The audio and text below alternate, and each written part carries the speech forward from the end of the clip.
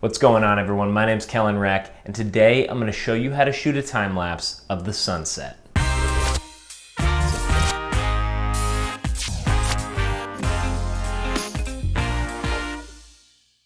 If you haven't seen the first video in this How to Time Lapse series, I recommend jumping back and checking that out now. I'll throw a link up top and down below.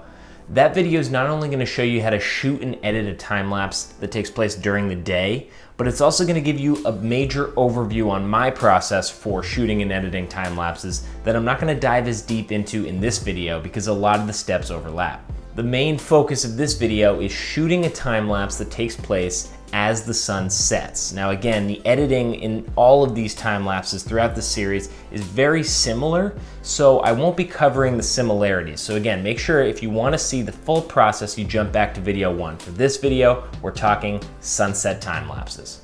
All right, so how do we do it? In this situation, timing is just as important as location.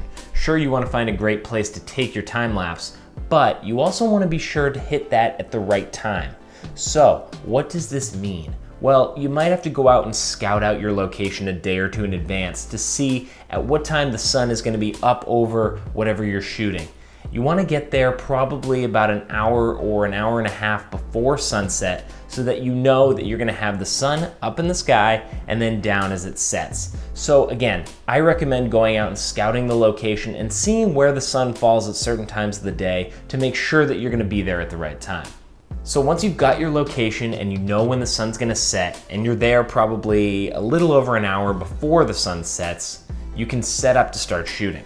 So in this example, I went down to the Fan Pier in Boston, beautiful view of the city, and the sun sets just over the buildings, and that's where I set up my time lapse for the example of this video.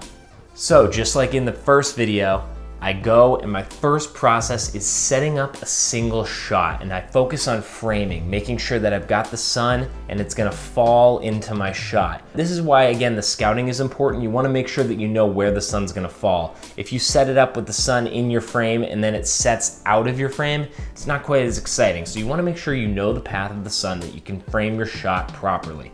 So now is where the differences really start to begin from the daytime time lapse to the sunset time lapse.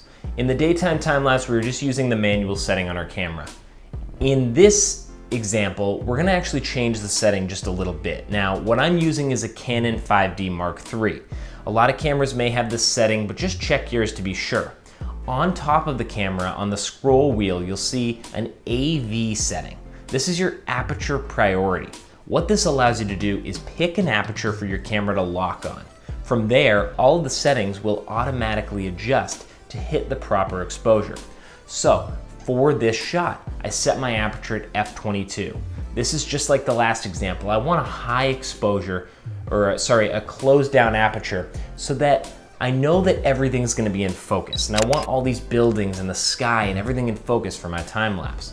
Once I've set and locked my aperture in this Aperture Priority setting, every photo, the shutter speed is going to adjust to hit our proper exposure. So as the sun sets and gets darker, our shutter speed will get longer and longer, thus allowing us to maintain a properly exposed shot as it gets darker outside.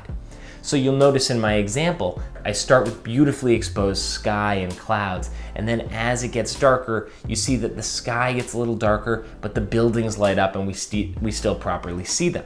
If we didn't use the Aperture Priority setting, our time lapse would just go from properly exposed to dark.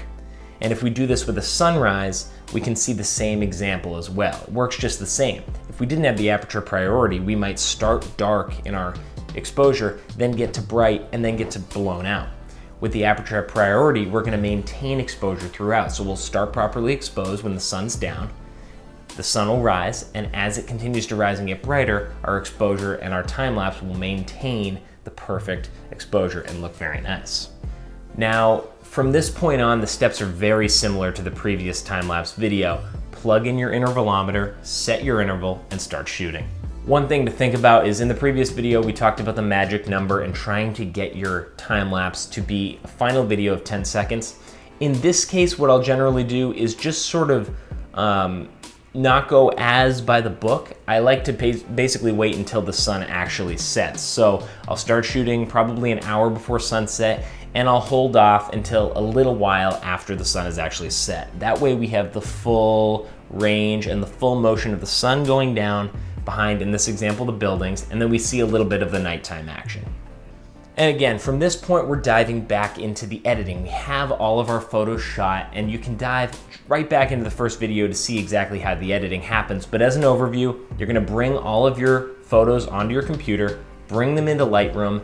In this example, in the sunrise and sunset example, you really wanna make sure when you're editing in Lightroom that you're using a photo that's in the middle of your sequence if you lined up all your photos. That way you've got the sort of middle ground, that it's not super bright in the day and it's not the nighttime shots. You've got the middle ground that you can edit with, and that'll balance out your edits throughout in terms of white balance and everything.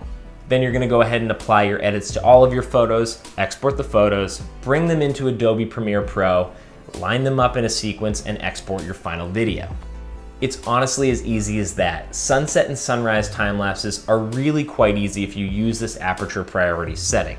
They look amazing, and it's not that difficult to do, so get out there and give it a shot. If you don't have the Aperture Priority setting on your camera, you can still do these time lapses the standard way, but it's not gonna have that smooth transition from day to night.